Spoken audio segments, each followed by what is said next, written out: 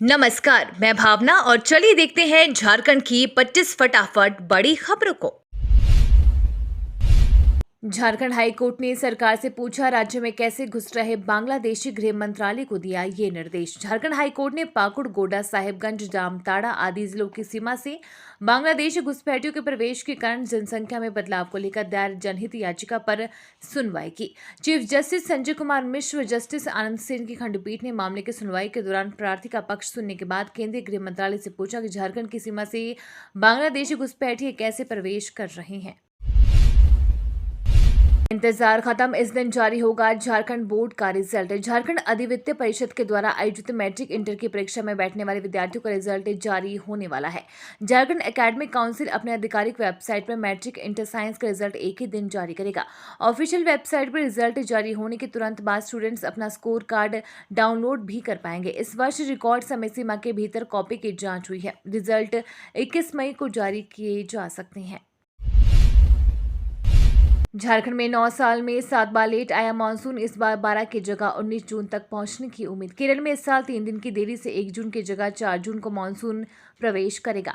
वहीं झारखंड में इसके 19 जून तक पहुंचने का अनुमान है, जबकि राज्य में इसके 12 जून को प्रवेश करने की तिथि तय है। राज्य में जब भी मानसून देरी से आया है, यहाँ सामान्य से कम बारिश हुई है। इसका सीधा असर खेती पर पड़ा है।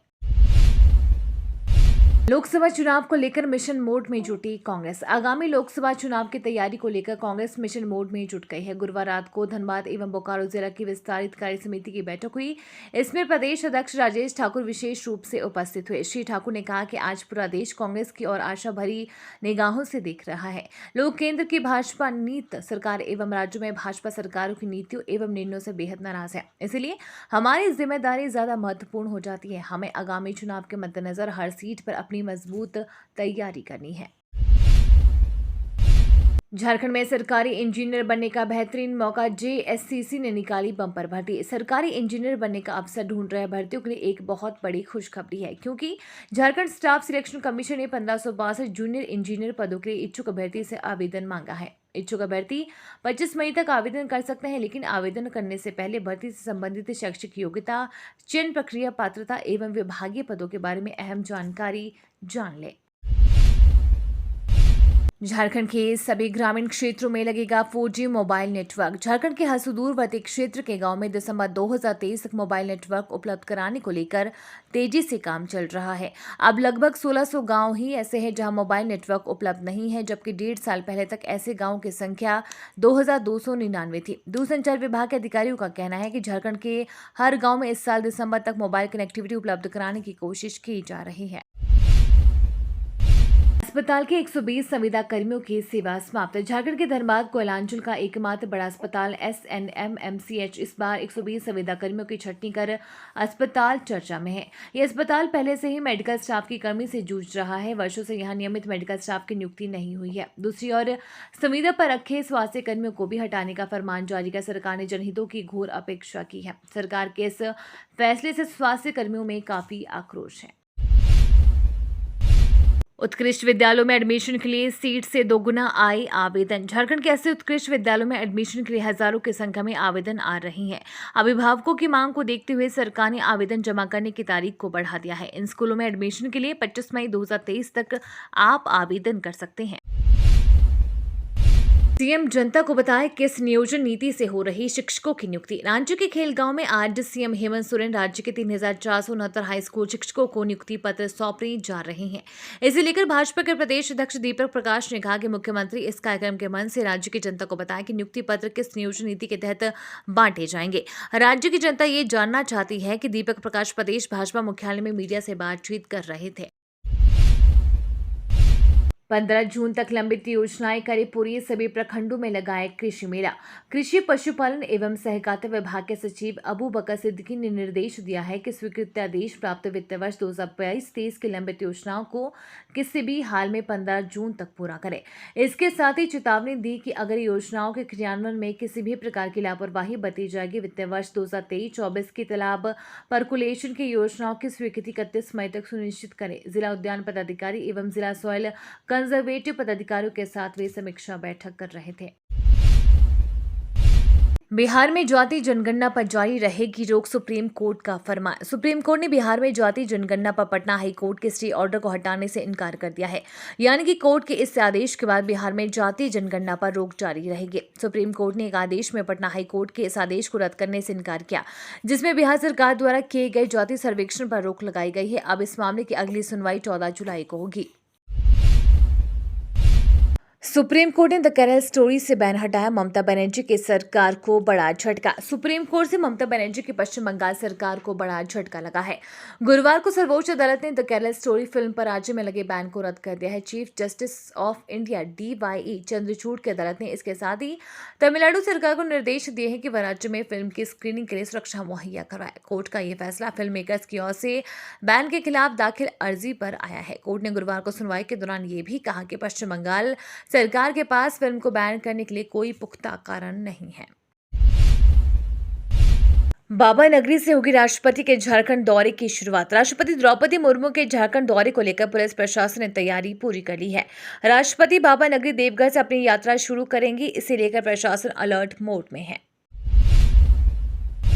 बीमारी से ज्यादा सड़क हादसे ले रहे जान, एक साल में 11% बढ़े मौत के मामले। कोरोना के बाद सड़क हादसों में इजाफा हुआ है। साल 2021 की तुलना में 2022 में 16% सड़क हादसे बढ़े। मौत के मामलों में 11% की बढ़ोतरी दर्ज की गई है, जबकि घायलों की संख्या में 16% वृद्धि दर्ज हुई है। सूत्रों के अनुसार सड़क सुरक्षा पर बैठक के दौरान दुर्घटनाएं बढ़ने पर मुख्य सचिव सुखदेव सिंह ने नाराजगी जाहिर की है। संबंधित अधिकारियों से सड़क हादसों में कमी लाने के लिए किए जा रहे प्रयासों को पूरी मुस्तैदी से करने का निर्देश दिया है।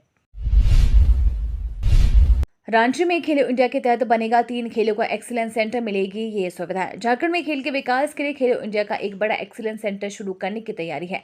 इस सेंटर में 3 खेलों के विशेषज्ञ खिलाड़ी तैयार किए जाएंगे। इनमें हॉकी, एथलेटिक्स और तीरंदाजी शामिल है। मेगा स्पोर्ट्स कॉम्प्लेक्स होटवार में यह सेंटर खोला जाएगा। सेंटर खोलने से झारखंड के सीनियर खिलाड़ियों को अपने प्रदर्शन को और बेहतर करने का मंच मिलेगा। अधिकांश राज्यों में इसकी शुरुआत हो भी चुकी है। झारखंड सरकार से भी रांची में साई की ओर से सेंटर के लिए प्रस्ताव मांगा गया था। हजारीबाग के रिकॉर्ड रूम में घंटों मशक्कत के बाद आग पर पाया काबू। हजारीबाग शहर के कोर्ट परिसर स्थित नक्शा रिकॉर्ड रूम में लगी आग को घंटों मशक्कत के बाद दमकल विभाग की टीम ने काबू पाया। इस दौरान रिकॉर्ड रूम में रखे कई सामान जलकर राख हो गए। वेंडर गुमटी को बचाया गया। अग्निशामक प्रभारी राम यश सिंह ने बताया कि आग बुझाने में लगभग 70,000 लीटर पानी का इस्तेमाल हुआ। वहीं 8 घंटा से अधिक समय लगा। गुरुवार की सुबह जिला जज ने घटनास्थल का मुआयना किया। वहीं फिलहाल कोर्ट परिसर में पहले की तरह स्थिति सामान्य हुई। वन माफिया की सक्रियता, विभागीय मैनपावर की कमी का दंश झेल रहा PTR। झारखंड का एकमात्र टाइगर रिजर्व PTR इन दिनों प्राकृतिक आपदा की तो मार झेल ही रहा है। दूसरी ओर शिकारी और वन माफियाओं की सक्रियता भी काफी बढ़ गई है। इतना ही नहीं, वन अपराधियों पर अंकुश लगाने के लिए विभागीय पदाधिकारियों एवं कर्मियों की कमी की भी मार झेलनी पड़ रही है। पिछले साल पर्याप्त बारिश नहीं होने से जहां जंगल के जलाशय सूखे पड़े हैं। रेल यात्रियों के लिए बड़ी खबर, झारखंड से चलने वाली इन ट्रेनों में लगाए जाएंगे अतिरिक्त कोच। गर्मी की छुट्टी व लगन के सीजन में ट्रेनों में भारी भीड़ उमड़ रही है। कई ट्रेनों में 9 रूम हो गया है। अधिकांश ट्रेनों में लंबी वेटिंग चल रही है। कई ट्रेनें तो रेलवे बुकिंग लेना बंद कर दिया है। इस वजह से कई यात्री अपनी टिकट को कंफर्म कराने के लिए परेशान है। अगर आप भी इस परेशानियों से जूझ रहे हैं तो आपके लिए खुशखबरी है। दरअसल रेलवे ने धनबाद, गोमो, बोकारो होकर चलने वाली कई ट्रेनों में अतिरिक्त कोच जोड़ने की घोषणा की है। झारखंड के गैंगस्टर अमन श्रीवास्तव को 14 दिन के लिए कोर्ट ने भेजा जेल। झारखंड के गैंगस्टर अमन श्रीवास्तव को ATS ने गुरुवार को कड़ी सुरक्षा के बीच रांची की अदालत में पेश किया। कोर्ट ने उसे 14 दिन की न्यायिक हिरासत में भेज दिया। इसके बाद उसे मुंबई कोर्ट में पेश किया गया। पीएम मोदी ने अंतर्राष्ट्रीय संग्रहालय एक्सपो 2023 का किया शुभारंभ। प्रधानमंत्री नरेंद्र मोदी ने गुरुवार को कहा कि गुलामी के कालाखंड में जहां कितनी ही पांडुलिपियां और पुस्तकालय जला दिए गए, वहीं आजादी के बाद भी अपनी धरोहरों को संरक्षित करने के जो प्रयास होने चाहिए थे वो भी नहीं किए गए। नई दिल्ली के प्रगति मैदान में अंतर्राष्ट्रीय संग्रहालय प्रदर्शनी 2023 का उद्घाटन करने के बाद प्रधानमंत्री ने अपने संबोधन में ये बात कही। बता दें कि आजादी का अमृत महोत्सव के हिस्से के रूप में 47वें अंतर्राष्ट्रीय संग्रहालय दिवस का जश्न मनाने के लिए अंतर्राष्ट्रीय संग्रहालय प्रदर्शनी का आयोजन किया गया है। भारत और अमेरिका ने रक्षा औद्योगिक सहयोग को लेकर बातचीत की। प्रधानमंत्री नरेंद्र मोदी की वाशिंगटन यात्रा से लगभग एक महीने पहले भारत और अमेरिका ने अपनी प्रमुख रक्षा साझेदारी को शुरू करने, सैन्य मंचों के सह विकास पर ध्यान केंद्रित करते हुए व्यापक बातचीत की। वाशिंगटन में आयोजित भारत अमेरिका रक्षा नीति समूह की 17वीं बैठक में रक्षा औद्योगिक सहयोग को बढ़ावा देने, महत्वपूर्ण प्रौद्योगिकी को साझा करने और संयुक्त दीर्घकालिक अनुसंधान पर भी ध्यान केंद्रित किया। एसपी सिंह बघेल भी कानून मंत्रालय से हटे, अब होंगे स्वास्थ्य राज्य मंत्री। केंद्रीय मंत्रिमंडल में आज दूसरा बदलाव हुआ है। मोदी सरकार में राज्य मंत्री सत्यपाल सिंह बघेल का विभाग बदल दिया गया है। बघेल अब स्वास्थ्य मंत्रालय में राज्य मंत्री होंगे। वो अब तक कानून मंत्रालय में राज्य मंत्री थे, यानी कानून मंत्रालय के दोनों मंत्री बदल दिए गए हैं। पहले किरेन रिजिजू को हटाकर अर्जुन राम मेघवाल को कानून मंत्रालय में स्वतंत्र प्रभार का राज्य मंत्री बनाया गया। उसके बाद एसपी सिंह बघेल को भी स्वास्थ्य मंत्रालय भेज दिया गया। किरेन रिजिजू को विज्ञान मंत्रालय दिया गया है। देवघर के 400 शिक्षकों को मार्च से नहीं मिला वेतन। देवघर के उत्क्रमित उच्च विद्यालय में कार्यरत 400 शिक्षकों को मार्च से वेतन का भुगतान नहीं हो पाया है, जबकि होली और ईद समेत त्योहार बीत चुके हैं। जबकि विभाग ने ईद से पहले के सभी लंबित मानदेय का भुगतान करने का निर्देश दिया था। इस संबंध में जब डीईओ कार्यालय से संपर्क किया गया तो पता चला कि आवंटन का अभाव है। कर्नाटक सीएम के शपथ ग्रहण समारोह में केजरीवाल केसीआर को नहीं मिला न्योता। कर्नाटक के मुख्यमंत्री का फैसला हो गया। सिद्धारमैया एक बार फिर सीएम की शपथ लेंगे। कांग्रेस ने डीके शिव कुमार को डिप्टी सीएम के लिए मना लिया। इस कड़ी में देश भर के तमाम पार्टियों के नेताओं को भी निमंत्रण देने के लिए लिस्ट तैयार हो गई है। हालांकि इस लिस्ट में दिल्ली के मुख्यमंत्री व आम आदमी पार्टी के संयोजक अरविंद केजरीवाल, तेलंगाना के सीएम केसीआर समेत कई नामों को शामिल नहीं किया गया है। झारखंड में विश्वविद्यालयों के शिक्षक सड़क पर उतरे, जानी नाराजगी का कारण। विश्वविद्यालयों के नए कैलेंडर के मुताबिक सालाना 87 की जगह अब 43 छुट्टियां होंगी। इस फैसले के खिलाफ अलग अलग विश्वविद्यालयों में शिक्षकों ने छुट्टियों की कटौती के विरोध में बैठक की। यूनिवर्सिटी शिक्षकों ने धरना देकर और विश्वविद्यालय प्रशासन को ज्ञापन देकर विरोध जताया है।